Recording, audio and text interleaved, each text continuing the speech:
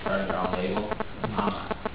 With the process of choosing different bands to be under your label, how are you going to go about that? Like, are you going to be like in the studio with them, like telling them, okay, this sounds good, are you hiring people to do that, or how is that process? Well, I mean, first of all, we're not, you know, we will sign people eventually, but we're sort of taking it slow. I mean, one classic thing with small labels, and especially artist labels, is, well, I got a label and sign a bunch of people. And then, you know, wake up 5 years later, you spend all your money.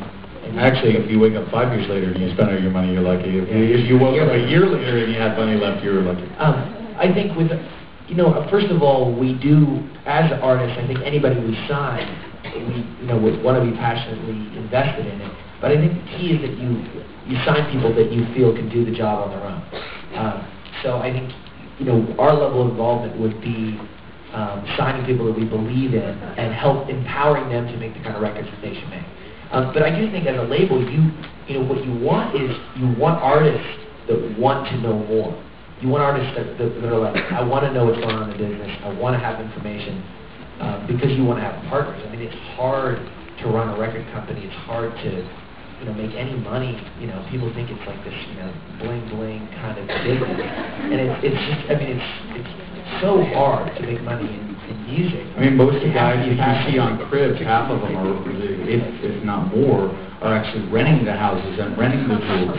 You know, they're not on. And I'm serious. Everybody laughs, but MTV wants you to think that all these artists are rolling in the dough. In most cases, they're not. We did cribs. They asked us if we wanted to rent a house.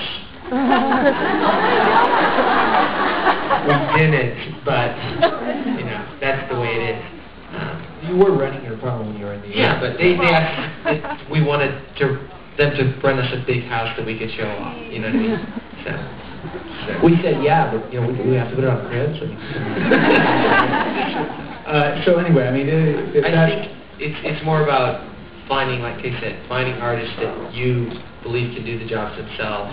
Obviously, we would only sign artists that we felt really passionate about and wanted to work with, and wanted to be able to say, hey, kind of come hear what you're doing. I want to sit and listen to it.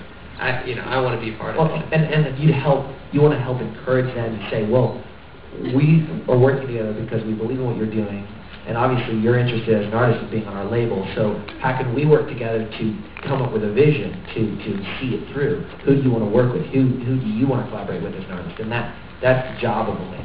And expanding on that point too, it's a matter of two. Intelligent artists makes a successful business. If you have an artist who really understands what they're doing and why they're doing it, if you say to the artist, look, this is how much money I'm spending, and this is why I'm spending it, and this is where I'm spending it.